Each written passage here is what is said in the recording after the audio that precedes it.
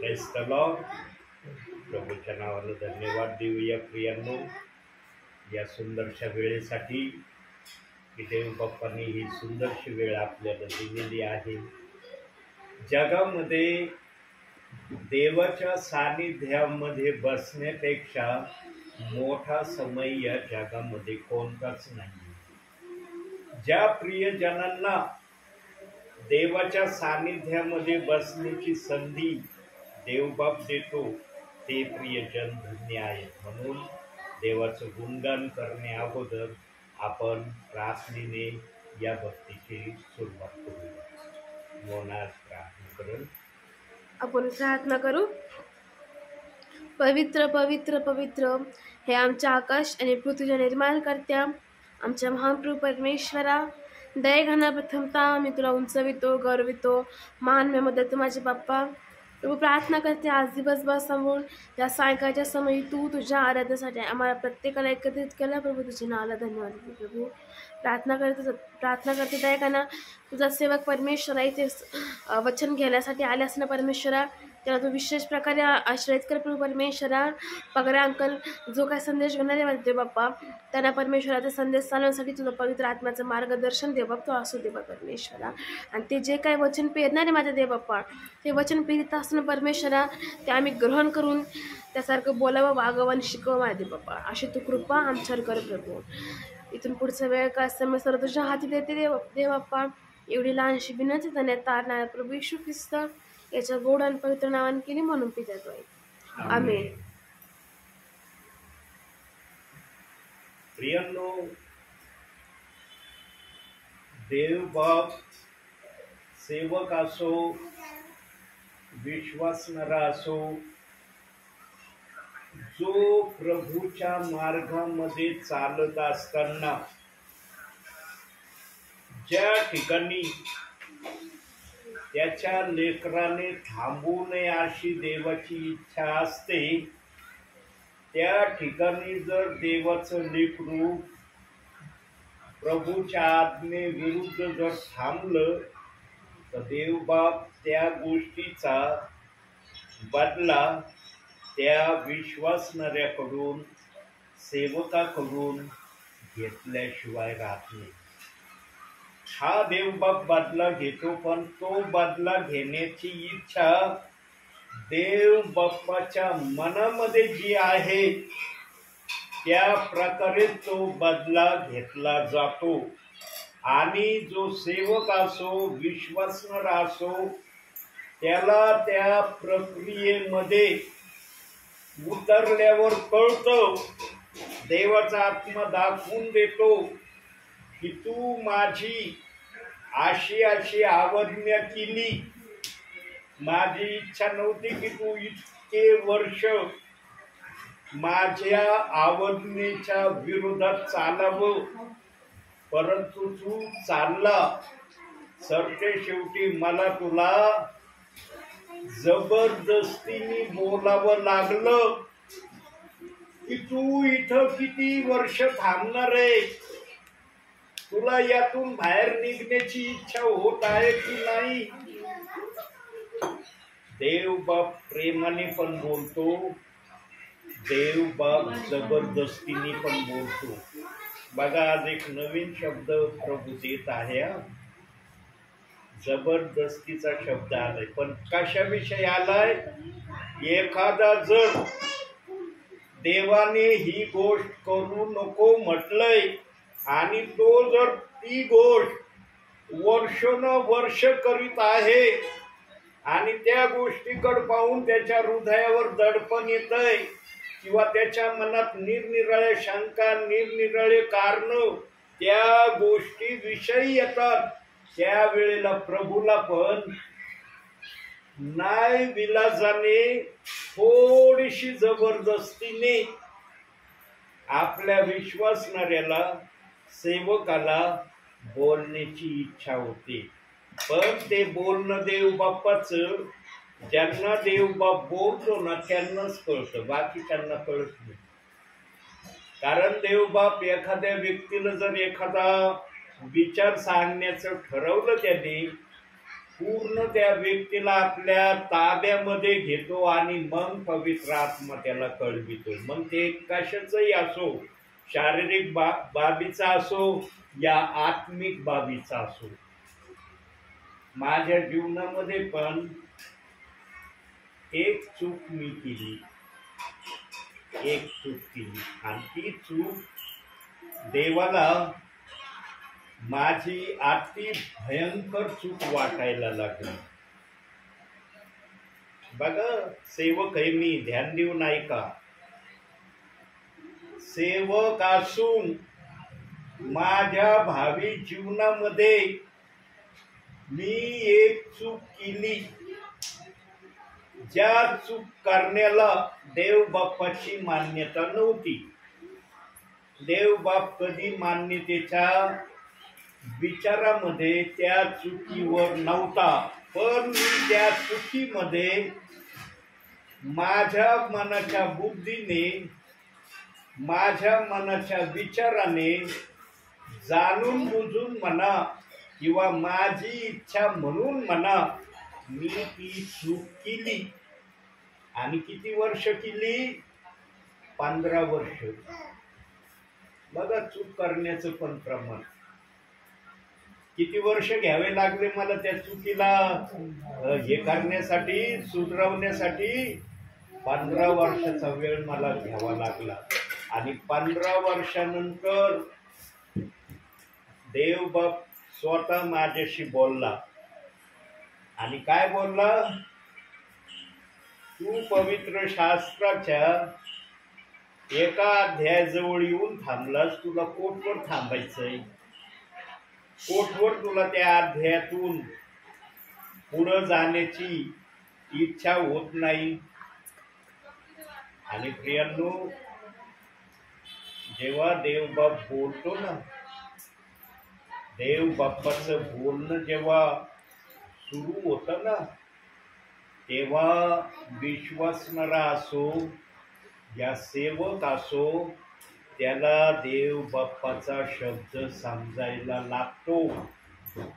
आणि जेव्हा त्याला शब्द समजायला लागतो ना, तेव्हा त्या विश्वासणाऱ्याच्या हृदयात किंवा सेवकाच्या हृदयात आनंदाच्या उकळ्या देव बाप्पाचा आत्मा उठवायला सुरुवात करतो.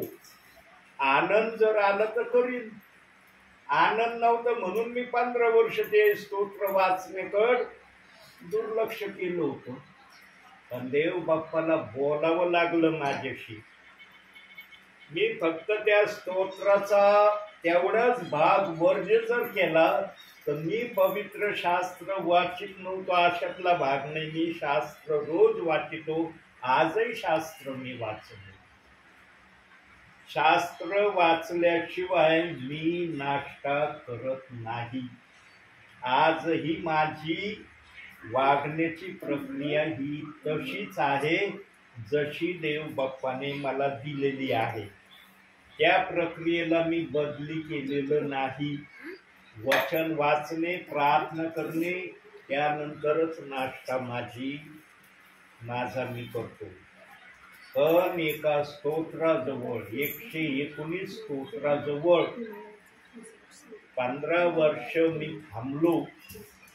म्हणून देव बाप्पाने मागील 2 संदेश 119 स्तोत्रावर दिले आणि आजचा 3रा संदेश पण 119 स्तोत्रावरच देव बाप्पाचा आत्मा बोलणार आहे.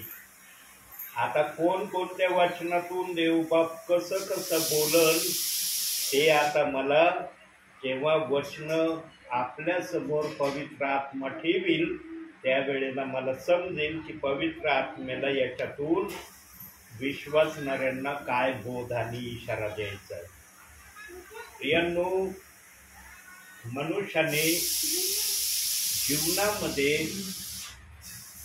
सर्वात पहिली जागा, सर्वात पहिलं स्थान देवाच्या वचनाला देणं गरजेचं आहे. आणि जो विश्वासणारा, जो सेवक आपल्या जीवनामध्ये देवाच्या वचनाला प्रथम स्थान देतो, तो जरी भावी जीवनामध्ये वाचनामुळं कुठं अडखळला तर देवाचा आत्मा त्याला त्या अडखळण्यामधून बाहेर काढतो. आणि माझ्या जीवनात तसं झालं. आणि आज मी रनिंग बायबलमध्ये खूप स्तोत्राच्या पुढं गेलोय.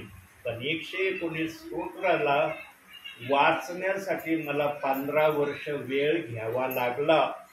हे मला मुख्यत्वे करून सांगायचंय. म्हणून आजचं वचन पण त्याच अनुषंगाने देव बाप्पाने माझ्या समोर ठेवलंय. काढूया आपण आता स्तोत्र संहिता 119 72 वचन.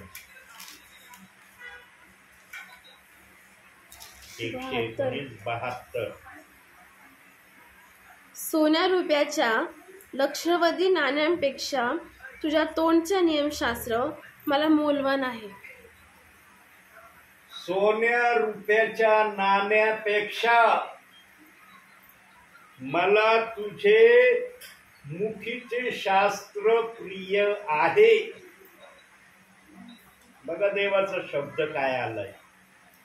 आता मी जर 15 वर्ष हे स्तोत्र वाचण्यासाठी दिरंगाई केली किंवा हलगर्जीपणा केला किंवा जाणून बुजून वाचण्याचा मी प्रयत्न केला नाही तर हे जे वचन आलंय आज आपल्या समोर, सोन्या रुपयाच्या लक्षावधी नाण्यापेक्षा तुझ्या मुखीचे शास्त्र मला मौल्यवान आहे, हा शब्द माझ्यासाठी 119 स्तोत्राजवळ पूर्ण होतोय का?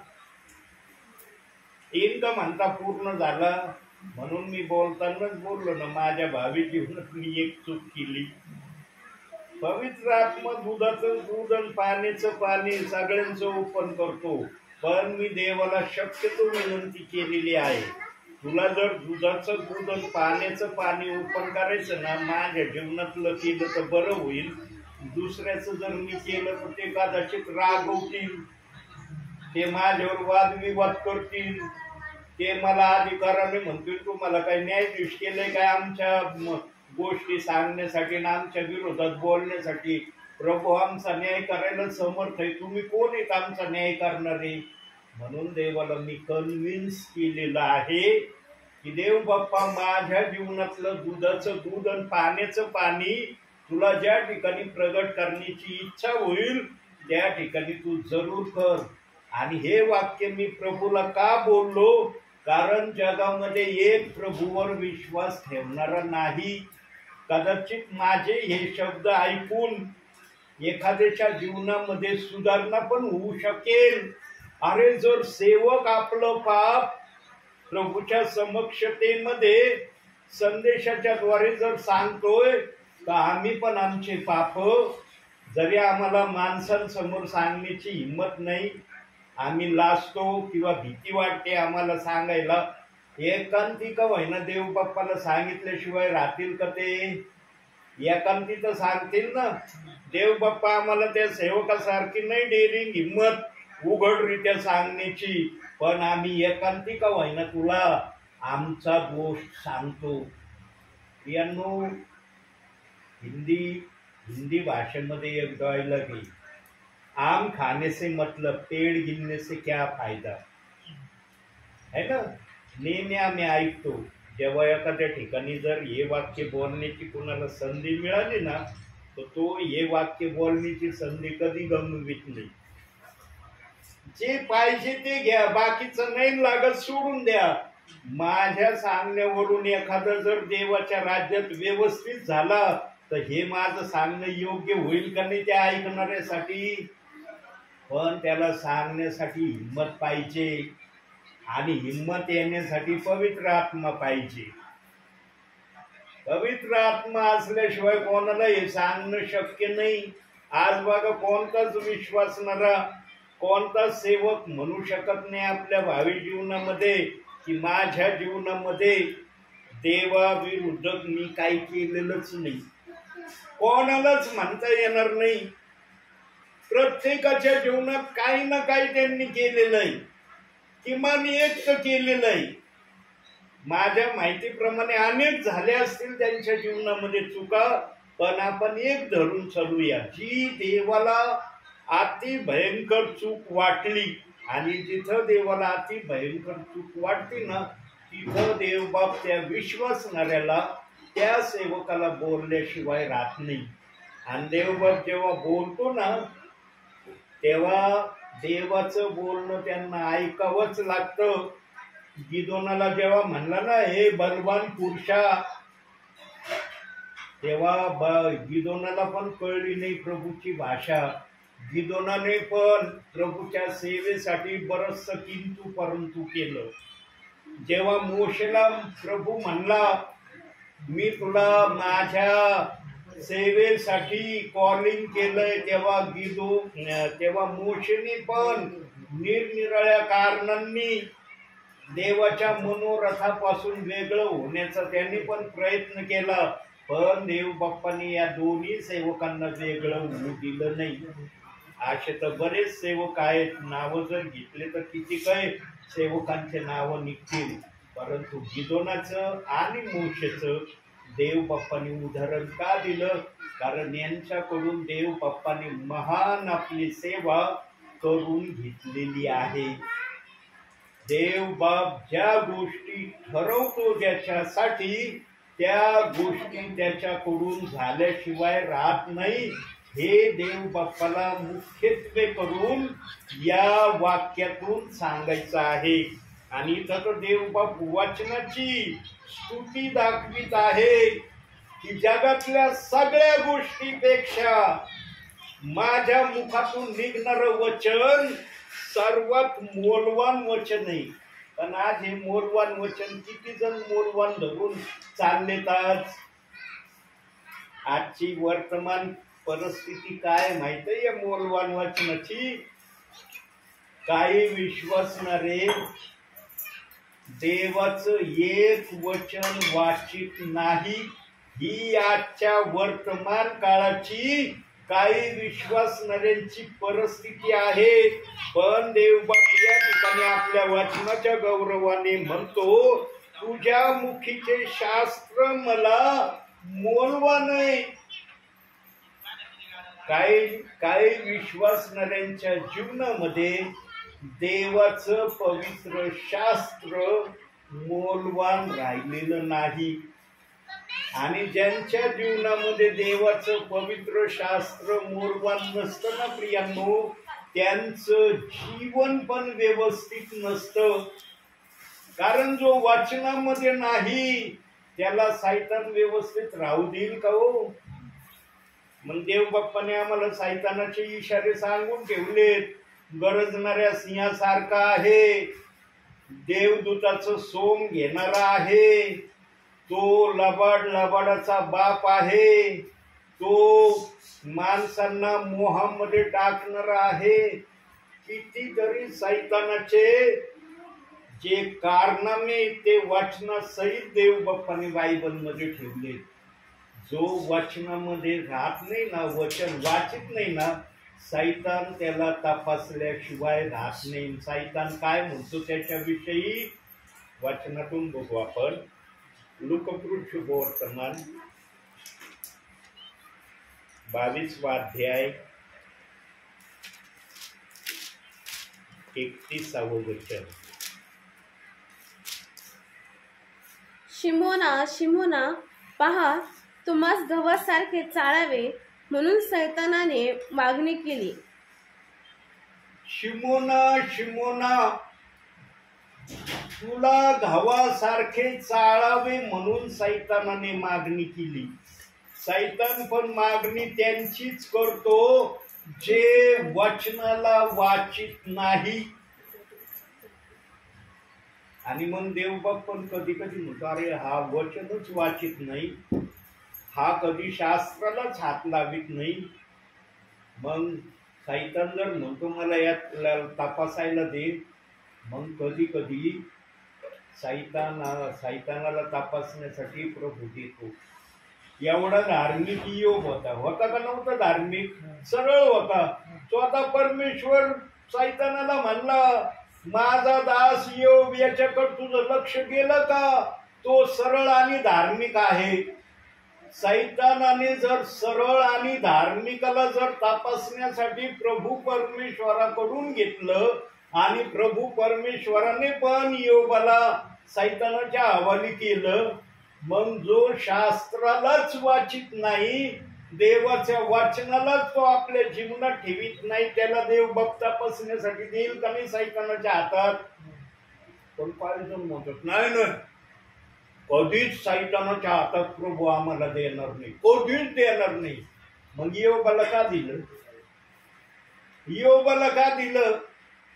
काही जणांना जुन्या कराराला ना काहीच महत्वाचा करार समजत नाही. प्रियांनो, दोन्ही करार महत्वाचे आहेत. कोणत्याही कराराला नाकारता येत नाही. जुना करार पण महत्वाचा आहे, नवीन करार पण महत्वाचा आहे. बघा आता कसं मध्यकृत शुभ वर्तमान, जो पण विचार येईल त्याला आपण शास्त्राच्या वचनाने तपासू की देवबाप जे बोलतोय ते खरं बोलतोय का खोटं बोलतोय.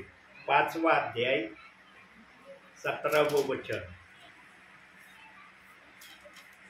5वा अध्याय 17वं वचन मध्यकृत शुभ वर्तमान. नियमशास्त्र किंवा संदेष्टांचे ग्रंथ रद्द कराव्यास मी आलो आहे असे समजू नका. मी रद्द कराव्यास नव्हे तर पूर्ण कराव्यास आलो आहे. पाहिलं, नियमशास्त्राचा ग्रंथ मी रद्द कराव्यास आलो नाही, पूर्ण करावयास आलेलो आहे. जर येशू म्हणतोय ते मी पूर्ण करायला आलोय, मग आम्हाला जुना करार आमच्या जीवनामध्ये महत्वाचा आहे, धरून चाललं पाहिजे.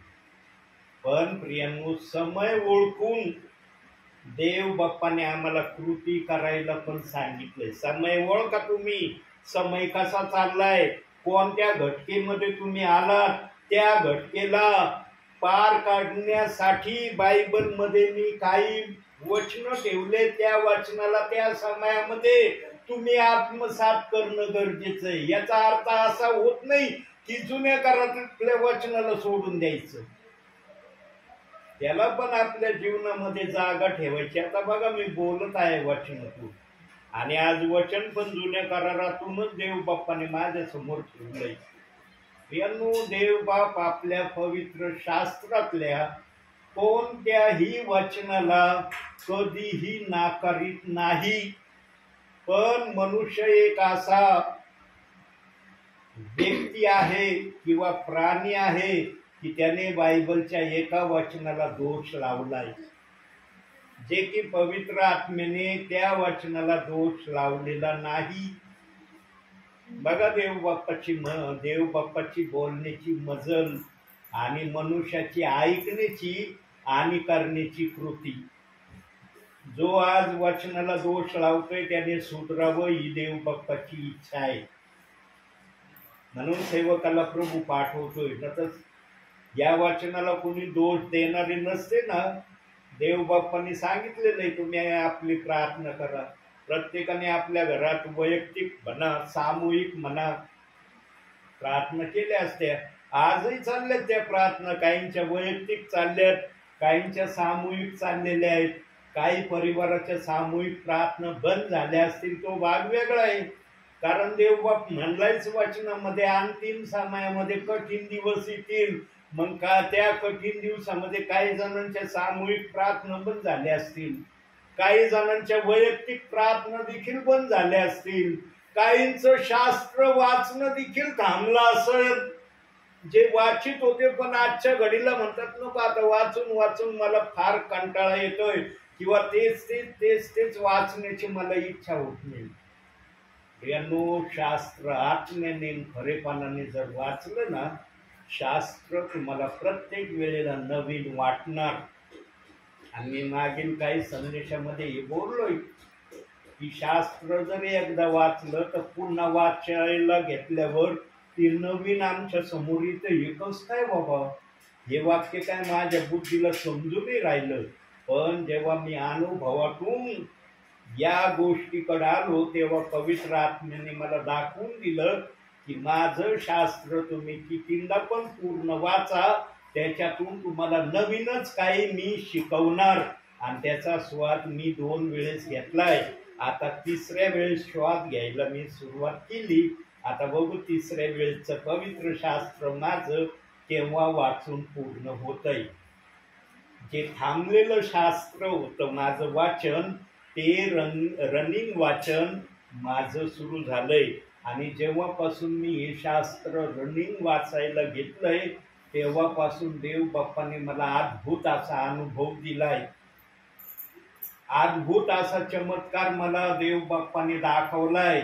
आणि देव बाप्पाने मला स्पष्ट सांगितलंय,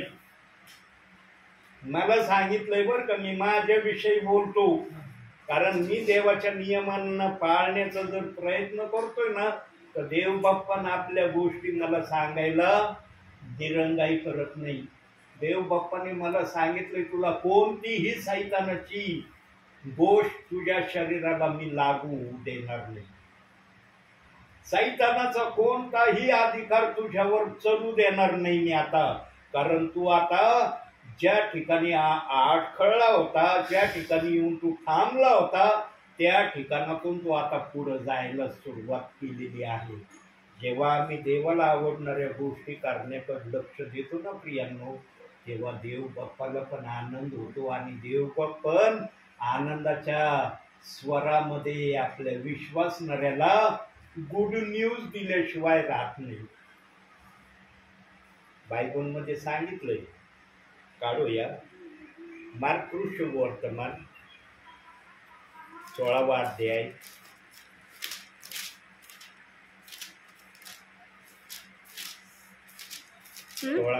17-18.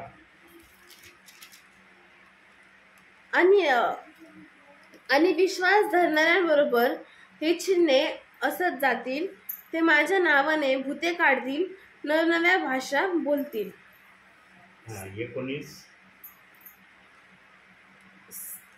17-18-19 ना. सर्प उचलतील व कोणताही प्राणघातक पदार्थ प्याले तरी तो त्यांना मुळीच बाधणार नाही. त्यांनी दुखणेंतांवर हात ठेवले म्हणजे ते बरे होतील. ह्याप्रमाणे त्यांच्या बरोबर बोलल्यानंतर प्रभू येशू वर स्वर्गात घेतला गेला आणि तो देवाच्या उजवीकडे बसला.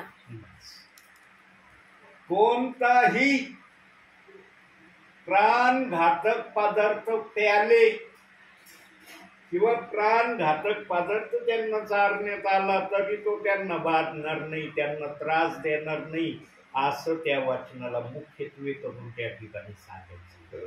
आणि त्यांनी दुखणेंतांवर हात ठेवले म्हणजे ते बरे होते. यांनो, चिन्ह चमत्कार करू देण्याचा अधिकार हा सेवकाच्या हातात नाही, विश्वासणाऱ्याच्या हातात नाही. देव बाप्पाला जर वाटलं की मला हा चमत्कार यांच्याकडून करून घ्यावायचा आहे, तो होणार. पण कोणी असं धाडसाने म्हणू शकत नाही मी करूनच दाखवणार. देव बाप्पाला बडाई मारणारे मुळीच आवडत नाही. देवाला जर वाटलं तर देव बाप करून घेईल, तो भाग वेगळा आहे. पण देव बाप माझ्याकडून करून घेतो म्हणजे आता मला करताच येतो, अशी स्वतःची प्रौढी मिरवणं हे देव बाप्पाला मान्य नाही. म्हणून हे वचन दाखवली. आणि या गोष्टी जास्त करून जो नवीन विश्वासणारा प्रभूमध्ये येतो ना, त्याच्याबरोबर या गोष्टी प्रभू प्रामुख्याने करून दाखवतो. आणि माझ्या जीवनात तसं झालं. प्राणघातक पदार्थ प्याले तरी तो त्यांना मुळीच बाधणार नाही. या प्रक्रियेचा मी स्वाद प्रभूच्या नावात याने अगोदर घेतलाय. पण प्रभूच्या नावाने याचा स्वाद घेतला म्हणून देव बाप्पाने मला वाचवलं. आता मी जगातून जाण्याचं ठरवलं होतं. मला जगात राहायचं नाही. किती वर्ष होतं माझं, 18-19 वय होतं त्यावेळेला. अगदी तरुणपणात मी या जगाला निरोप देण्याचं ठरवलं होतं. पण देव बाप्पाने माझ्या जीवनाच्या पुस्तकामध्ये एवढी लांब हिस्ट्री लिहून ठेवली होती. ही हिस्ट्री मला माहिती नव्हती की देव बाप्पांनी माझ्या जीवनाचा टर्निंग पॉइंट कुठून आरंभ करायचं ठरवलंय. आणि मी वागतच तसा होतो जीवनामध्ये, म्हणून देवाने माझा टर्निंग पॉइंट पण लय भयानक ठेवला. माझ्या जीवन यात्रा संपवण्याचा टर्निंग पॉइंट मला घ्यावा लागला आणि तिथून देवाने मला सुधरवलं. बघ, तू मरायचं ठरवलं होतं पण मी तुला मारलं नाही. आता तुला काय करायचं तू ठरव. आणि त्यावेळेला मला हे शास्त्र माझ्याजवळ नव्हतंच. हे पवित्र शास्त्र, पूर्ण शास्त्र माझ्याजवळ नव्हतं. त्यावेळेस मी म्हणलं माझ्या जीवात जीव आहे तोपर्यंत मी तुझ्या नावाला धन्यवाद देईन. मला जो माझ्या जीवनाच्या शेवटच्या श्वासापर्यंत मी तुझी स्तुती करीन. हे शब्द 82 साली 27 ऑक्टोबर 1982 साली संध्याकाळी 6च्या नंतर मी बोललो होतो. जे की मला या पवित्र शास्त्रात हे असे वचन लिहिलेले आहेत माहिती नव्हतं. शास्त्रच हातात घेतलं नव्हतं तर त्याच्यातलं काय माहिती असणार आहे. पण पवित्र आत्मा माझ्या मुखातून त्यावेळेला बोलला होता. जी समज आज मला पवित्र आत्मा समजू देतोय की तुझ्या बरोबर मी केव्हापासून होतो. बघ, पहिल्या दिवशी तू माझ्या नावात आला त्याच वेळेस तुझ्या मुखातून पवित्र शास्त्राचं वचन तू बोलला आहे. पण त्यावेळेला तुला माहिती नव्हतं की मी जे बोलतोय ते पवित्र शास्त्रात लिहिलेलं आहे. स्तोत्र 63 मध्ये हा शब्द लिहिलेला आहे. 4थ्या त्या 5व्या वचनात हे लिहिलेलं आहे. माझ्या जीवात जीव आहे तोपर्यंत मी तुझ्या नावाला धन्यवाद देईन. जीवनाच्या शेवटच्या श्वासापर्यंत मी तुझी स्तुती करीन. त्यावेळेला 82 साली हे शब्द बोललो होतो. जे की माझ्याजवळ हे पवित्र शास्त्र नव्हतं माझ्या हातात. बघा, पवित्र आत्मा कोणत्या समयात माझ्या बरोबर आला होता. म्हणून आजपर्यंत मी सेवेत आहे. आज माझं आता 65 वर्षाकडे मी येत आहे. लवकर येत आहे. 1-2 महिन्यानंतर आता मी 65 वर्षामध्ये जाणार आहे. 2 महिन्यानंतर आता माझा बर्थडे येणार आहे. एप्रिलला माझा बर्थडे आहे. त्यावेळेला 64 एंड होऊन 65 मध्ये मी जाणार आहे. वयोवृद्ध अवस्थेमध्ये मी चाललोय तरी देवबाप माझ्याकडून सेवा करून घेतो. यानो, ज्याच्या जीवनामध्ये साक्ष प्रभावी आहे ना त्याच्या जीवनामध्ये देवाची सेवा पण प्रभावी आहे. म्हणून आपल्या जीवनाची साक्ष प्रभावी असली पाहिजे. आणि देवबाप प्रत्येकाच्या जीवनामध्ये साक्ष ठेवतो. साक्षी विना कोणालाच प्रभू आपल्या राज्यामध्ये एंट्री देत नाही. हा साक्षी प्रत्येकाच्या वेगवेगळ्या असतात हे मान्य आहे प्रभूला. पण बिना साक्षीचं कोणताच विश्वासणारा देवाच्या राज्यात येत नाही. काही जण आपले साक्षी विसरून जातात, तो त्यांचा प्रॉब्लेम आहे. पण मी माझ्या जीवनाची साक्ष आजपर्यंत विसरलेलो नाही. त्या समयात 82 साली मी जी साक्ष लिहून ठेवलेली होती ती साक्ष आजही माझ्या बॅग मध्ये आहे. 82 सालाची साक्ष माझ्या बॅग मध्ये आजही आहे. कारण प्रियानो, ज्याच्या जीवनाचा टर्निंग पॉइंट देवाने केलेला आहे ना तो टर्निंग पॉइंट आम्ही लिहून ठेवला पाहिजे. आमच्या स्मरणात जरी नाही राहिलं तर आमचं लिखाण आम्हाला साक्ष देईल. हे लिहून ठेवलं होतं तू त्या समयामध्ये. आणि मी वारंवार जेव्हा पण मला आठवण येते तेव्हा ती माझी साक्ष मी वाचतो. आणि इतके मोठाले फुल स्केपचे 3 पानाची साक्ष आहे माझी. ती काय अशी एक वयच्या एखाद्या पानाची साक्ष नाहीये. एवढाले लांब 3 फुल स्केप सगळं डिटेल मी लिहिलं होतं 27 ऑक्टोबरचं. दीड नंतर 6 वाजण्याच्या आतमध्ये ज्या ज्या गोष्टी झाल्या सगळ्या लिहिल्या होत्या मी. ज्या ज्या मला प्रभूने सांगितलं लिहून ठेव त्या मी लिहून ठेवले, तर त्या आज तशाच आहेत माझ्याजवळ. म्हणून मला आठवण राहावी म्हणून मी अधूनमधून माझी साक्ष नेहमी वाचतो. प्रियांनो, ज्याची साक्ष प्रभावी त्याची सेवा प्रभावी, हे देवाचं गणित आहे. म्हणून आपल्या जीवनातल्या साक्षीला कोणत्याही विश्वासणाऱ्याने कधीही विसरू नये. त्या साक्षीला ध्यानात राहण्यासाठी लिहून ठेवलं ना, मग आठवणीमध्ये राहतं की मी प्रभू मध्ये कसा आलोय आणि त्या दिवशी काय माझ्या जीवनात घडलं होतं, आणि ती साक्ष तुम्हाला प्रभूच्या नावामध्ये बलवान करायला समर्थ होती. म्हणून आजपर्यंत मी सेवित आहे. आता पुढच्या वचनाकडे जाऊया. स्तोत्र संहिता 119 93 वचन बघा, तिथं काय म्हणतोय प्रभू. 93.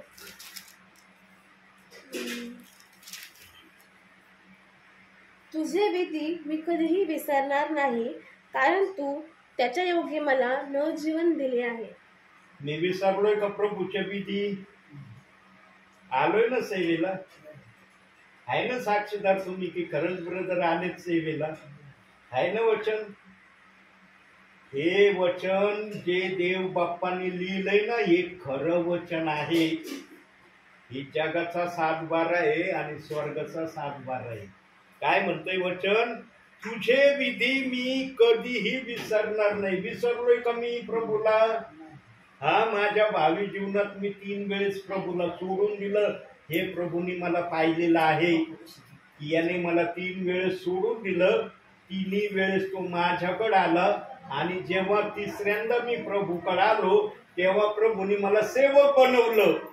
प्रभूंनी ठरवलं आता याचं पडणं मला थांबवलं पाहिजे, कारण त्यावेळेला मला माहिती नव्हतं की विश्वासणारा 7 वेळेस पाडला तरी उठून उभा राहील. हे वचन मला त्यावेळेला माहिती नव्हतं, पण देवाला माहित होतं की 7 वेळेस माझा दास पाडला किंवा विश्वासणारा पाडला, मी त्याला उठून उभं करेन.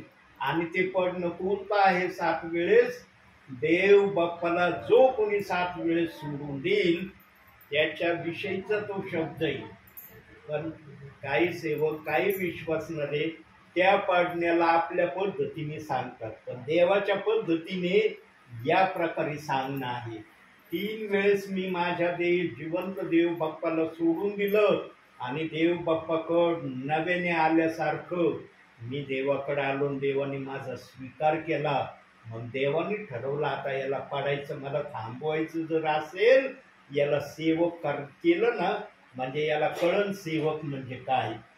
आता मी सेवक झाल्यावर मला देवाने दाखवले सेवकाला काय काम करावं लागतं, आणि त्याच कामाला मी आजपर्यंत करतो. म्हणून आता 3ऱ्या नंतर 4थ्या वेळेस मी प्रभूच्या नावामध्ये पडलो नाही.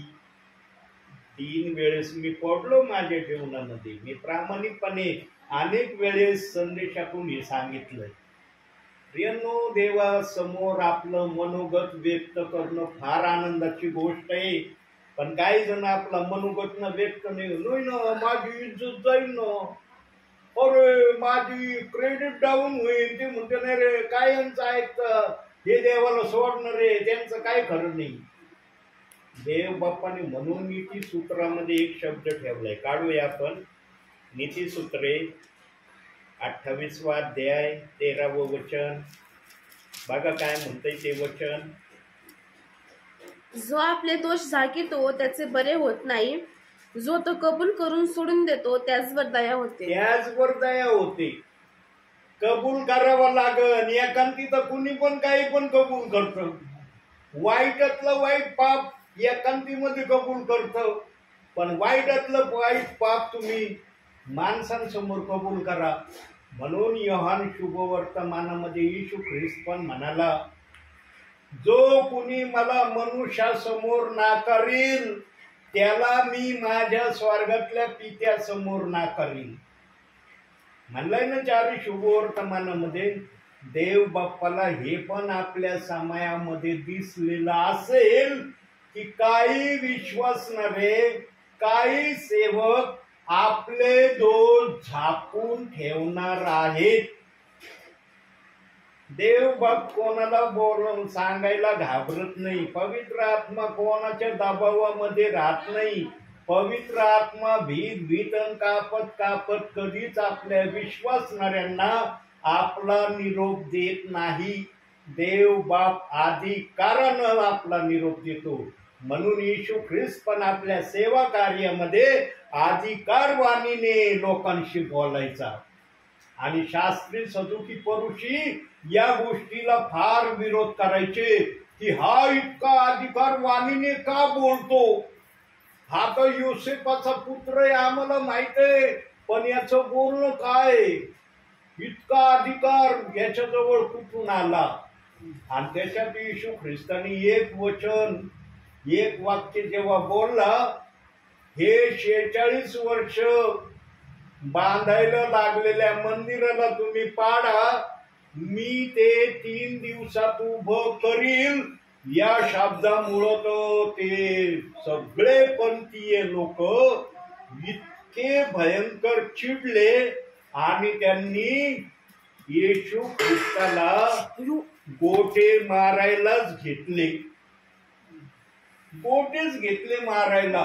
अरे 46 वर्ष लागले हे मंदिर बांधायला, तू 3 दिवसात हे मंदिर कस काय उभं करणार. त्यांना ती भाषाच कळली नाही येशू ख्रिस्ताची. येशू ख्रिस्त या हृदयरूपी मंदिराला 3 दिवसात बांधणार होता, पण त्यांना कळलं दगडा मातीचं मंदिर 3 दिवसात येशू कस काय उभं करील. म्हणून देवाचं वचन ऐकणे आणि देवाचे वचन समजणे या पण 2 गोष्टी आहेत. ऐकलं ना तर ते समजण्याकरता तुमच्या जवळ पवित्र आत्मा असला पाहिजे, तर ते तुम्हाला बोललेलं वाक्य पवित्र आत्मा समजावून देईन. तसंच वचन वाचणे आणि वचन समजणे या पण 2 गोष्टी आहेत. यांनो, प्रभू आपल्या लेकराला आपल्या गौरवी नावासाठी पवित्र आत्म्याच्या सामर्थ्याने उचलून धरतो. पण सर्वांना धरीत नाही पवित्र आत्मा उचलून. जे प्रभू समोर नम्र आहेत, जे वचनाप्रमाणे आचरण करण्याची इच्छा ठेवतात आणि ज्यांना देव बाप्पाचं वचन आपल्या जीवनातून पूर्ण करण्याची मनोगत इच्छा ठेवली, त्यांच्या जीवनातूनच या प्रक्रिया पवित्र आत्मा करून घेणार आहे. या प्रक्रिया सर्वांकडून होणार नाहीत.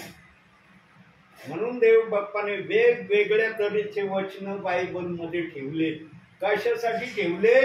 विश्वासणारा वचनाप्रमाणे चालण्यासाठी ठेवले. नाहीतर एक वचन ठेवून प्रभूला सर्वांना सुधरवता येत नव्हतं का? का वेगवेगळ्या मार्गांनी देव बाप्पाने मनुष्याला सुधारण्यासाठी जुन्या करारात नवीन करारात वचन ठेवले? कारण पवित्र आत्म्याला आपल्या समयात दिसलं होतं की माझे पुढील येणारे लोक कशा कशा विचाराचे असणार आहेत. त्यांना सुधरवण्यासाठी देव बाप्पाला एवढ्या मोठ्या पवित्र शास्त्राला बनवावं लागलं. किती कष्ट, किती मेहनत पवित्र आत्म्याला हे वचन आपल्या समयामध्ये तयार करण्यासाठी लागला असेल वेळ. काही एकदम हे वचन आले का? प्रभू बोलला जसं कोणत्याही गोष्टीला बोलला प्रभू पृथ्वीवर आणि तसं लगेच अस्तित्वात आला असं हे पवित्र शास्त्र आहे का? याला देव बाप्पाला घडवण्यासाठी लिहिण्यासाठी किती श्रम घ्यावे लागले असतील. ते तर देव बाप्पाने श्रम आणि कष्ट या बायबल मध्ये ठेवले नाही. म्हणून सांगितलंय देवाच्या सगळ्या वचनाला जर सविस्तर लिहिण्याचं ठरवलं असतं ना देवाने, तर या जगात मावणार नाही एवढं मोठं पवित्र शास्त्र अस्तित्वात आलं असतं. म्हणून देव बाप्पाने जे मोजकं आहे तेच बायबल मध्ये ठेवलंय आणि काही गोष्टी गुप्त ठेवल्यात. पण त्या गुप्त गोष्टी पवित्र आत्मा आपल्या इच्छेने आपल्या सेवकाच्या मुखातून, विश्वासणाऱ्याच्या मुखातून सेविकेंच्या मुखातून प्रगट करतो. जे पवित्र आत्मेने प्रेरित होऊन सेवा करतात त्यांच्या मुखातूनच हे तुम्हाला ऐकायला मिळेल. आज तर इतके सेवक सेविका आणि इतके विश्वासणारे सेवक झाले की विचारायची सोय नाही. विश्वासणाऱ्यांनाच प्रश्न पडलाय, आज दिवस उजाडलाय, आमच्या घरी किती पाळक प्रार्थनेला येणार आहेत असे काही परिवार प्रियांनो या भूतालावर आज आहेत आणि आपल्या नगर जिल्ह्यात आहेत. एका परिवारात 8-8, 9-9 पाळक एका दिवसाला प्रार्थनेला जातात आणि त्या परिवारात मी गेलेलो आहे. माझ्याजवळ अनुभव आहे म्हणून पवित्र आत्मा हे बोलण्यासाठी मला प्रेरणा देतोय. आणि ते विश्वासणारे बोलले. 8-8 देवाचे सेवक आमच्या इथं प्रार्थनेला येतात, आम्हाला आनंद होतो. ते नाही म्हणले आम्हाला फार दुःख होतं, असं नाही म्हणले, ते आनंद होतो. फार सेवकाच्या मुखातून आम्हाला वेगवेगळ्या प्रकारचं देवाचं वचन ऐकायला मिळतं. ज्यांना आत्मा चालवतो ना त्यांना आनंद होतो, परंतु ज्यांना आत्मा चालवित नाही ना त्यांना प्रश्न पडतो, एवढे सेवक कशाला आमच्या घरात येऊ राहिले, एक आला तर बास होईल, एवढे 8-8 6 सेवक दिवसाला येऊ राहिले. आत्मा नसलेल्यांची फार फजिती होती, पण आत्मा असलेल्यांना आनंद होतो. म्हणून हे वचन काय सांगतं, तुझे 93 वचन, तुझे विधी मी कधी विसरावयाचा नाही, कारण तू त्याच्या योगे मला नवजीवन दिलंय. ज्यांना पवित्र आत्मेने नवीन जीवन दिलंय ना त्यांना आनंद मिळाल्याशिवाय राहणार नाही. पण ज्यांच्याजवळ पवित्र आत्म्याचा अनुभव नाही ना त्यांचं जीवन मग बुद्धीने वागण्याचं आहे. मग त्यांच्यासाठी कोणती भाषा, राहायचं प्रभू मध्ये, करायचं मनाचं आहे ना. ती एक म्हणे ना, राहायचं प्रभू मध्ये, करायचं मनाचं, अशी काहीतरी एक म्हण आहे. त्या म्हणीप्रमाणे काही जण आज प्रभू मध्ये वाटचाल करतात. म्हणून येळ संदेश त्याच्याद्वारे विश्वासणाऱ्यांना निरोप आलेला आहे. अंतिम समयामध्ये देवाचा आत्मा सर्वांना पवित्र आत्म्याने भरणार आहे आणि तो पवित्र आत्मा सर्वांवर कार्य करणारा पण होणार आहे. म्हणून सेवक येतात आजही प्रार्थनेला. प्रियांनो, सेवकांचं येण्याचं मनोरथ पवित्र आत्म्याच्या मनामध्येच आहे की मी माझ्या सेवकाला का पाठवित आहे सेवेला. प्रभू शिवाय हे कोणालाही शब्दशः सांगता येणं शक्य नाही. म्हणून आता पुढच्या वचनाकडे जाऊया. आपण काढूया स्तोत्र संहिता 119 आणि त्याचं वचन काढूया 137.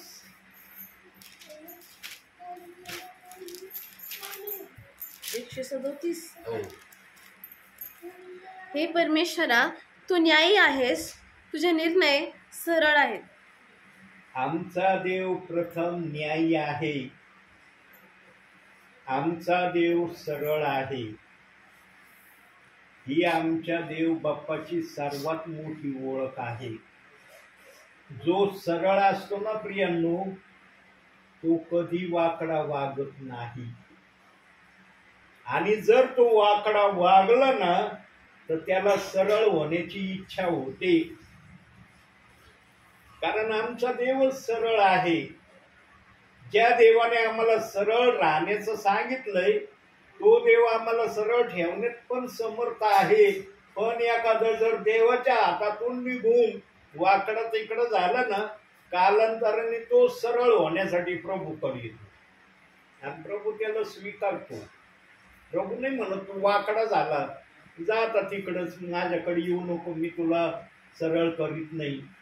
पण बायबलमध्ये मागील संदेशात मी सांगितलं ना, ज्यांनी देवाच्या सुवचनाची रुची घेतली ते जर पतित झाले तर त्यांना पुन्हा नवीन होता येणार नाही.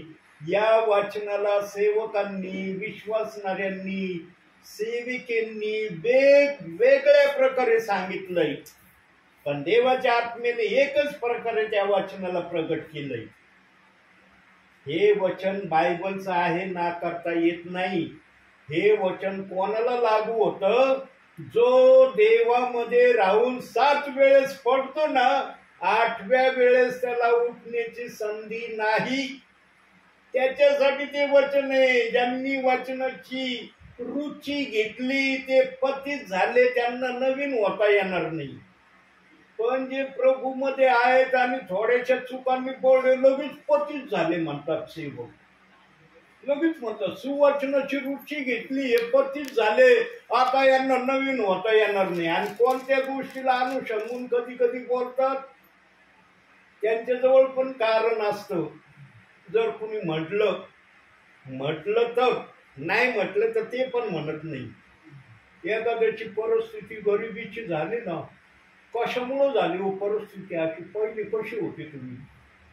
पहिली परिस्थिती कशी होती? आजची परिस्थिती का झाली अशी? तुम्ही वाचनाची रुची घेतली, पतित झाला म्हणून अशी झाली. अरे जीवनामध्ये चढ उतार देव बाप्पांनी शास्त्रात लिहिलंय. एवढा धार्मिक योग होता, त्याला सैतानाने सोडलं नाही. आम्हाला योगाचं नाव घेण्याची लायकी आहे का आमची? येईल का म्हणता आम्हाला योगाचं नाव घेण्याची लायकी आहे? योगाच्या पायाखालची धूळ देखील आम्ही नाही, पायाखालची धूळ देखील म्हणण्याची आमची पात्रता नाहीये. पण देवाने आम्हाला त्या पात्रतेचं बनवलेलं आहे. आणि ज्या देवाने आम्हाला पात्रतेचं बनवलंय, काही सेवक विश्वासणाऱ्यांना या वचनाच्या आधारे निराश करण्याचा प्रयत्न करतात. सेवकाने कधीच विश्वासणाऱ्याला निराश करणारा संदेश देऊ नये. देवाचा आत्मा कधीच विश्वासणाऱ्याला निराश करण्याचा संदेश पवित्र आत्मा त्यांच्या मुखात टाकणार नाही. देव बाप बिघडलेल्या व्यक्तीला सुधरवण्यासाठी आहे. बिघडलेल्या व्यक्तीला जर देव बाप सुधरवतो, मग जो सुधारलेला आहे त्याला काय बिघडवितो का देव बाप? आज काय चाललंय ना, सगळं तुमच्या जवळ आहे. फक्त माइंड फ्रेश करणारा सेवक पाहिजे.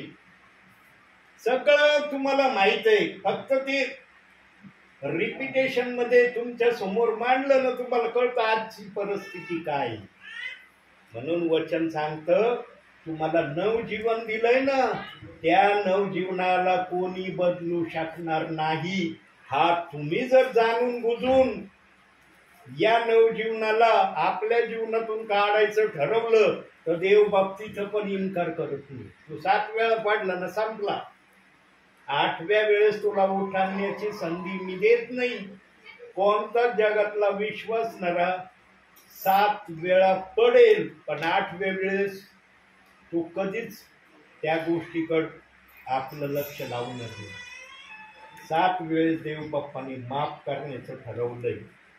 कारण देवाचं वचन काळ्या दगडावरची पांढरी रेष आहे प्रियांनो, ज्याला कोणाला मिटवता येणार नाही. देव बाप्पाने जे ठरवलंय वचनातून सांगायचं, तेच देव बाप सेवकाच्या मुखातून सांगितल्याशिवाय राहणार नाही. पुढचं वचनाकडे जाऊया. काढूया स्तोत्र संहिता 119 117 वचन. मला आधार दे, म्हणजे मी सुरक्षित राहीन आणि तुझ्या नियमांकडे निरंतर लक्ष ठेवीन. आपल्या जीवनामध्ये तुम्हाला आधार देणारा देव पाहिजे प्रियांनो.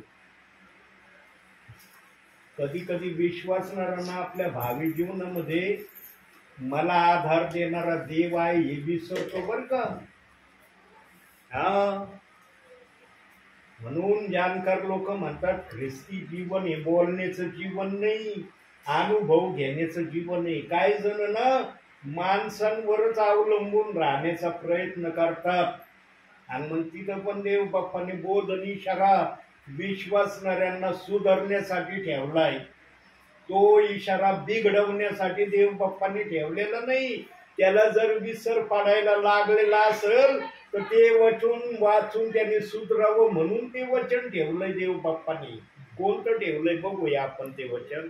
स्तोत्र संहिता 118 8-9 वचन बघा.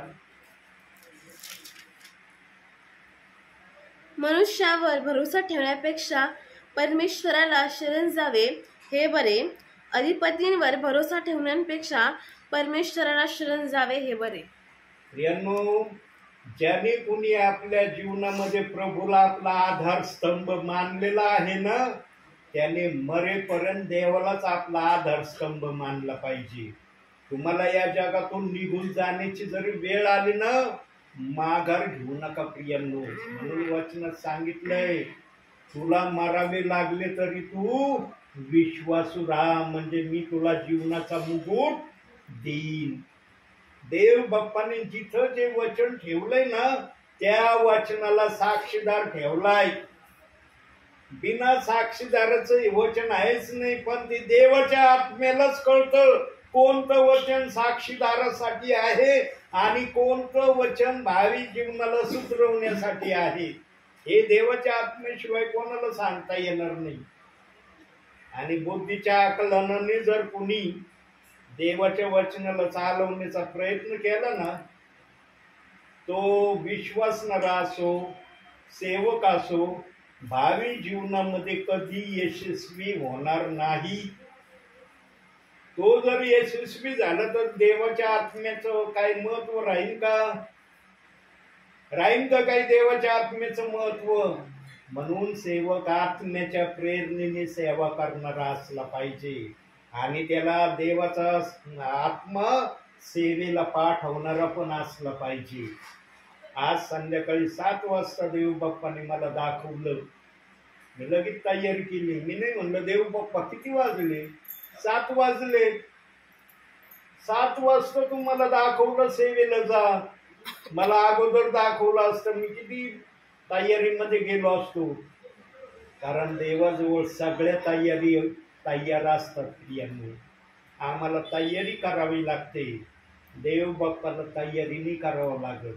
देव बाप्पाला फक्त देवाच्या मनातलं वचन सांगण्यासाठी सेवक हवा असतो. म्हणून देवाचा आत्मा कोणत्याही वेळेला सेवकाला सांगतो, उठ या ठिकाणी जा. आणि म्हणून ती मथेच्या पात्रामध्ये पण लिहिलंय, सुवेळी अवेळी तू तयार आहेस. पहिले ती मथे 4 अध्याय 2 वचनात हे वचन लिहिलेलं आहे. सुवेळी अवेळी तू तयार आहेस. सेवकाने नेहमी तयार असलं पाहिजे. सेवकाने किंतु परंतु केलं नाही पाहिजे. कारण करणारा देवाचा आत्मा आहे.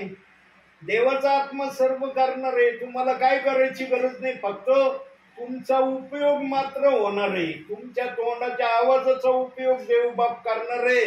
बाकी सांगणारा पवित्र आत्मा असणार आहे. आणि देवाचा आत्मा त्या सेवकाला हे सांगतो जो ऐकण्याच्या स्थितीमध्ये आहे. जो ऐकण्याच्या स्थितीत नसतो ना, देवबाप त्याला कधी सांगत नाही. देवाला कळतं मला कुणाला सांगायचं आणि कुणाला नाही सांगायचं. म्हणून जे वचन आलेलं आहे, काय वचन वाचलं आमच्या बहिणीने, मला आधार दे म्हणजे मी सुरक्षित राहीन आणि तुझ्या नियमावर निरंतर चित्त ठेवीन. यानो देवाचे नियम कागदापेक्षाही हलके आहेत. पण हे कोणासाठी कागदापेक्षा हलके होतील?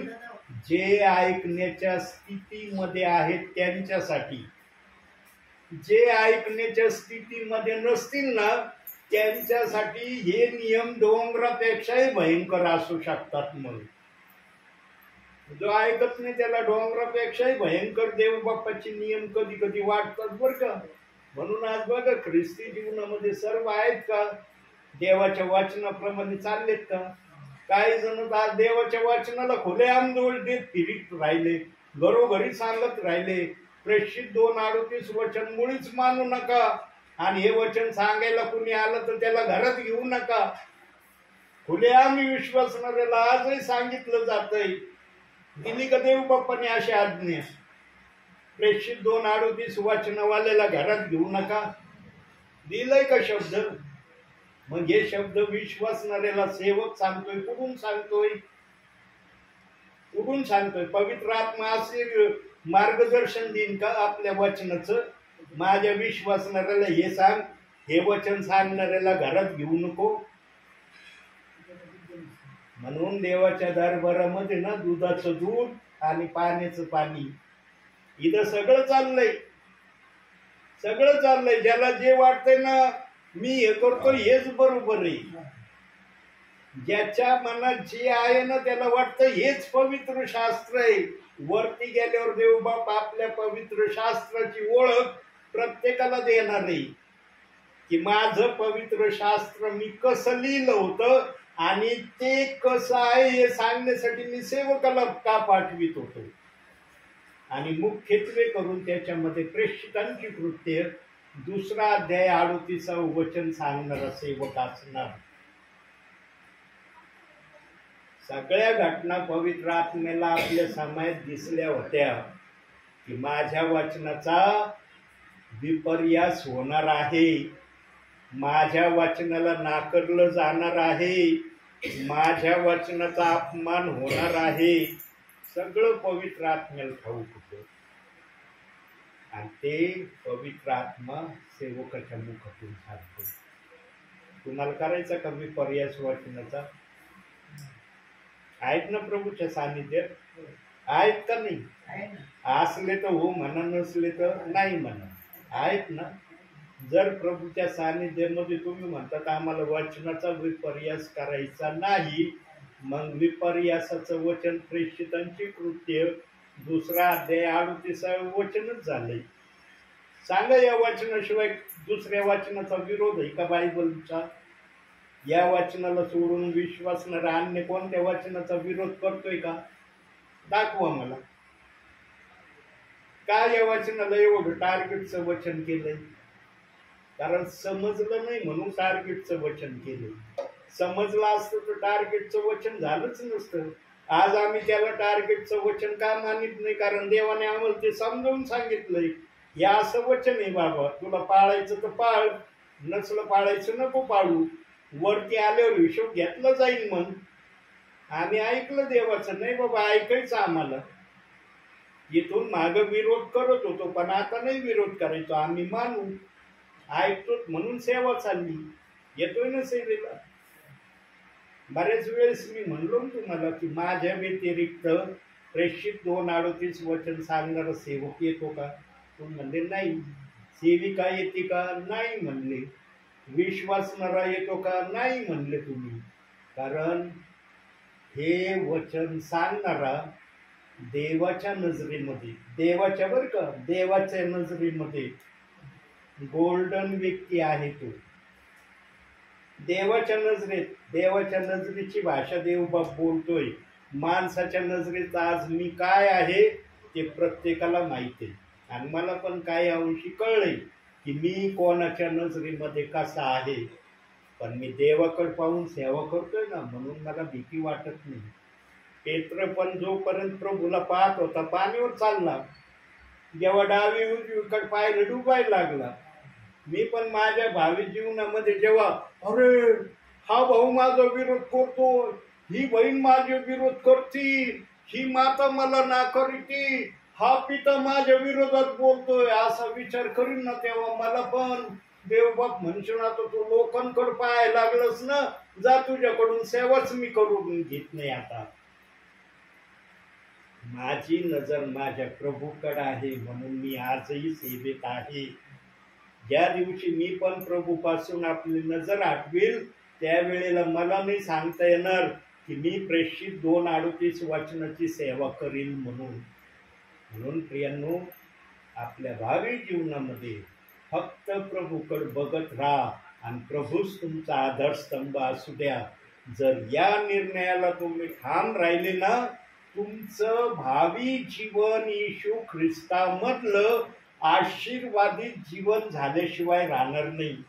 शारीरिक जीवनात जरी तेवढा आशीर्वाद नाही मिळाला, पण आत्मिक जीवनामध्ये तुम्ही धनवान असणार आहे.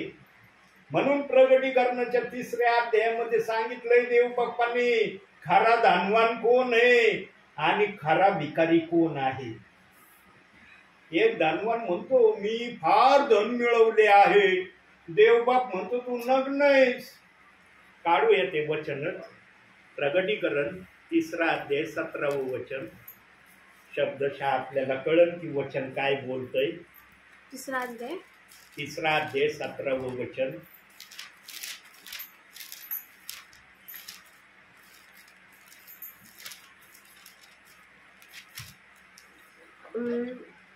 मी श्रीमंत आहे, मी धन मिळवले आहे व मला काही उणे नाही असे तू म्हणतोस, पण तू कष्टी, दीन, दरिद्री, आंधळा व उघडा वागडा आहेस हे तुला कळत नाही. बघा ही आहे देवाची बोलण्याची भाषा.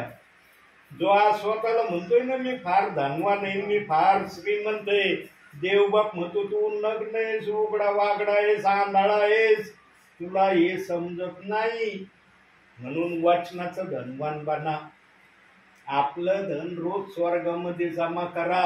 आणि जो कोणी एक अध्याय प्रामाणिकपणे वाचतो ना प्रियांनो, तो सर्वात मोठा धनवान प्रभूच्या नजरेमध्ये आहे. कारण देवबापाने एकच दिवस ते वाचायची आज्ञा नाही दिलं, रोज एक अध्याय वाचायची आज्ञा दिलेली. मग वर्षाचे 365 दिवस आहेत ना. तुम्ही जर वर्षाला 365 वेळेस वाचलं, एवढं धन तुमचं स्वर्गामध्ये जमा होईल. देवाने ठेवले का आयुष्यात 1 वर्षाचं? दिले का बायबलमध्ये? मनुष्याचं आयुष्य मी 1 वर्षाचं ठेवलंय. देवाने तर मनुष्याचं आयुष्य देखील सांगून ठेवलंय बायबलमध्ये. काढूया तो एक शब्द. स्तोत्र संहिता 90 वचन. अजून 5 मिनिटं बोलतो मग मी थांबतो. 90 वचन. आमचे आयुष्य 70 वर्षे आणि शक्ती आपल्यास फार तर 80 वर्ष असले तरी त्याचा डामडोल केवळ कष्टमय व दुःखमय आहे, कारण ते लवकर सरते आणि आम्ही निघून जातो. पाहिलं आमचं आयुष्य किती आहे? 70 वर्ष. काजू, खोबरं, ते काय अक्रोड हे जर खाल्ले, स्वादिष्ट पदार्थ, तर आणखी 10 वर्ष धरूया आपलं. जर चांगले चांगले पदार्थ खाल्ले तर 10 वर्ष अजून धरूया, ते 80 वर्ष आम्ही जगू. बरोबर. काही जण 70 पर्यंत पण येत नाही प्रियांनो, 70च्या आतच जातात काही जण. पण देवाने 80 वर्षाची मर्यादा आजच्या समयामधल्या विश्वासणाऱ्यांची ठेवलेली आहे. ज्यांनी सत्कार्य चांगले केलेले आहेत आपल्या समयामध्ये, हे विश्वासणारे 80च्या पुढं, कुणी 90च्या पुढं, कुणी 100च्या पुढंही आज प्रभूमध्ये आहे ना. आमच्या जवळ अनुभव. कुणी 110 वर्षाचं आहे तरी आजही जिवंत आहे. का? कारण त्यांनी तसे सत्कार्य केलेत, प्रभूला आवडणारे कार्य केलेत. म्हणून मी ती सूत्रे 3 अध्याय 2 वचनात सांगितलंय, मी तुझे आयुष्य वाढवीन. काही जणांचं देव बाप्पाने आयुष्य वाढवलं. का वाढवलं? कारण त्यांनी प्रभूच्या नजरेमध्ये चांगले कृत्य केले, स्वतः उपाशी राहिले पण दुसऱ्याला खाऊ घातलं. प्रियांनो, हे बोलणं फार सोपं आहे. जेव्हा स्वतःला भूक लागल ना, आणि एखादा भुकेला जर दरवाजात आला ना, बघा त्या वेळेला तुम्हाला खायची इच्छा होती का त्याला द्यायची इच्छा होती? त्या वेळेला त्या माणसाची खरी कसोटी आहे, तू उपाशी राहून त्याला खाऊ घालतो का? बोलणं फार सोपं आहे जगामध्ये. सर्वात सोपी गोष्ट जगामध्ये बोलणं, पण करणं तेवढंच अवघड आहे.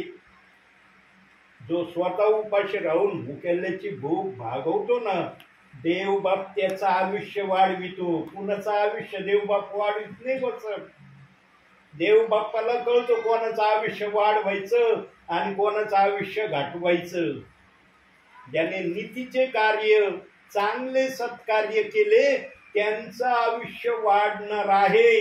ज्यांनी चांगलंच काही केलं नाही, मग ते 70च्या आतच जाणार, ते 80 पर्यंत येणार नाही.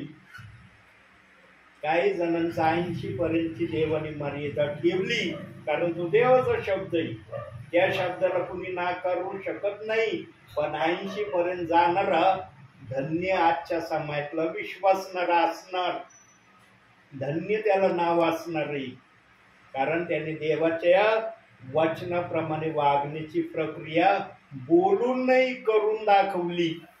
आणि जे त्याच्या पुढे चालले ते तर फार आशीर्वादाचे पात्र आहेत देवाच्या नजरेत.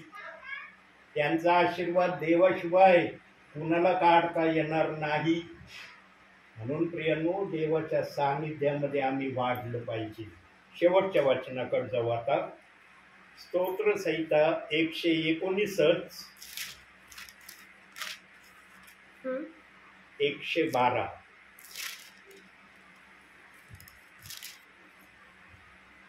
तुझे नियम सर्व काळ शेवटपर्यंत पाळण्याकडे मी आपले मन लावले आहे. तुझे नियम सर्वदा शेवटपर्यंत पाळण्याकडे मी माझे लक्ष लाविले आहे. किती जणांना गौरवाने म्हणता येतं या वचनाप्रमाणे? वचन तर वचनाच्या जागेवर आहे, ते न बदलणारं वचन आहे. हे वचन सर्वजण वाचतील, परंतु जो कोणी हे वचन वाचील, या वचनाप्रमाणे किती जण आहेत आज प्रभूच्या नावामध्ये? आम्ही या वचनाप्रमाणे देवासमोर यावे, याप्रमाणे आम्ही व्हावे, म्हणून हे वचन बायबल मध्ये देव बाप्पांनी ठेवलंय. हे वचन असंच नाही ठेवलं, कारण देवाच्या आत्मेला दिसलं या वचनाप्रमाणे काही माझे विश्वासणारे माझ्या नावामध्ये मला दिसणार नाही, म्हणून हे वचन ठेवलंय. हे वाचा आणि याप्रमाणे बना.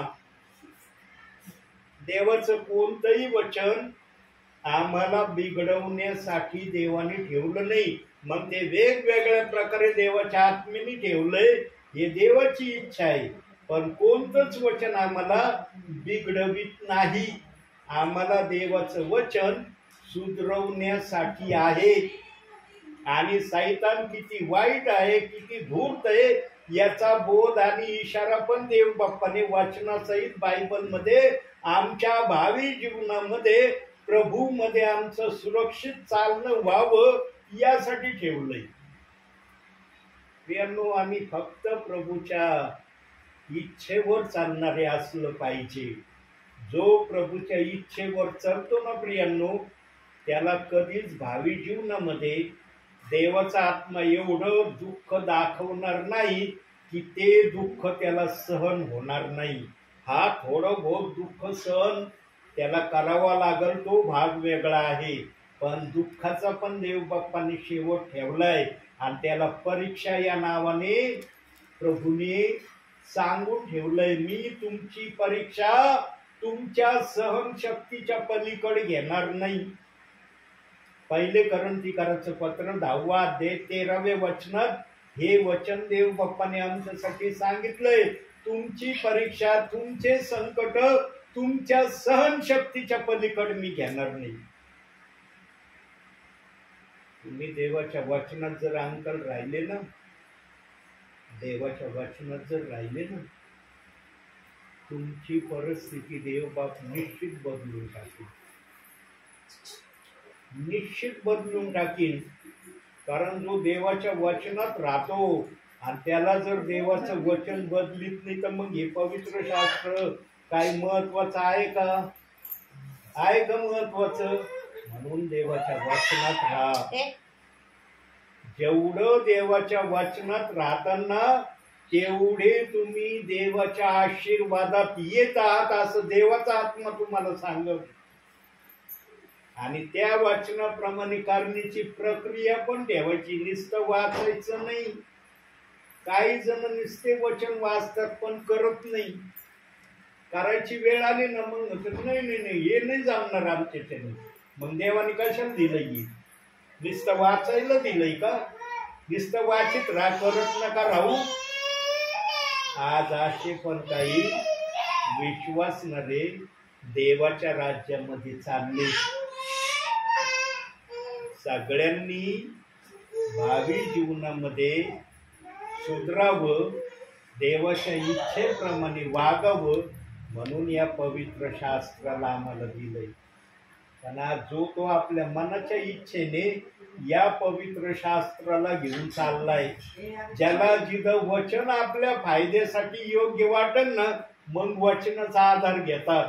जिथं वचनाची गरज लागत नाही ना, तिथं मग आपली प्रौढी दाखवण्याचा प्रयत्न करतात. बघा मी किती प्रौढ आहे, सुज्ञान आहे, वगैरे वगैरे. कधीच मनुष्याने देवाच्या वचनाच्या बाहेर स्वतःला जाण्याची प्रक्रिया घेऊ नये. वचनामध्येच राहून त्याने देवामध्ये चालणं अति गरजेचं आहे. म्हणून जो कोणी अशा प्रक्रियेमध्ये चालण्याची इच्छा देवासमोर प्रगट करतो त्यालाच म्हणता येतं, तुझे नियम सर्वदा शेवटपर्यंत पाळण्याकडे मी आपले मन लाविले आहे. जो कोणी या प्रक्रियेने नाही चालत ना, त्याला या प्रक्रियेमध्ये येण्याची देव बाप्पाकडून गोल्डन ऑफर आहे. आता ही ऑफर त्यांनी मान्य करायची का अमान्य करायची हे त्याच्यावर अवलंबून आहे. इथं मात्र देव जबरदस्ती करणार नाही. जिथं देवाला वाटतं ना जबरदस्ती करणं योग्यतेच आहे, हा सुधरण, तिथं देव बाप जबरदस्ती केल्याशिवाय राहत नाही. पण जिथं देव बाप्पाला वाटतं ना माझी जबरदस्ती काही महत्वाची नाही, तिथं देव बाप जबरदस्ती करत नाही. वचन दिलंय याप्रमाणे बनायचं का नाही बनायचं तुमच्या हातात आहे. आणि असे वचनाप्रमाणे त्याचे विश्वासणारे बनावे म्हणून हा दास आपल्याकडे आलाय. तर काय कारण आहे माझं येण्याचं तुमच्याकडं? सांगा मला कारण. माझं येण्याचं कारण काय? वारंवार येतोय असं मी एकदा आलो बस झालो, पण एकदा दाखवतो तुम्हाला माझा चेहरा, त्याच्यानंतर आलोच नाही मी. झालंय का असं? म्हणून माझ्या विश्वासणाऱ्यांना मी सांगून ठेवलंय, मला देवबाप ज्या वेळेला दाखवील ना या ठिकाणी जा सेवेला, मी आल्याशिवाय राहणार नाही. आणि माझे विश्वासणारे मला बहुसंख्य जवळजवळ सर्वजण म्हटलेत. काही तर विश्वासणारे असे मला म्हटलेत, ब्रदर तुम्ही रोज जरी आमच्या घरी प्रार्थनेला आले ना आम्ही कंटाळणार नाही, कारण तुमच्या जवळ देवाचा शब्द आहे. तुम्ही वचनाच्या बाहेर काही बोलत नाही. इथपर्यंत मी ऐकलंय. हे शास्त्र, पवित्र शास्त्र साक्षीला आहे प्रियांनो. संदेशामध्ये देव बाप्पाचा आत्मा कधी खोटं बोलू देणार नाही. किती चतुर व्यक्ती असला ना, किती ठकावणारा असला ना, पवित्र आत्मा त्याला खोटं बोलू देणार नाही. जर तो खोटं बोलला तर पवित्र आत्मेची काय किंमत आहे? मग काय किंमत आहे सांगा. म्हणून प्रियांनो वचनाकडे लक्ष द्या आणि वचनाप्रमाणे वागण्याची तयारी प्रभूला आजपासून दाखवण्याची तयारी करा. म्हणून आजच्या या छोट्याशा संदेशातून देवबाप तुम्हाला आणि मला भरपूर आणि भरपूर आशीर्वाद देऊ. आमेन.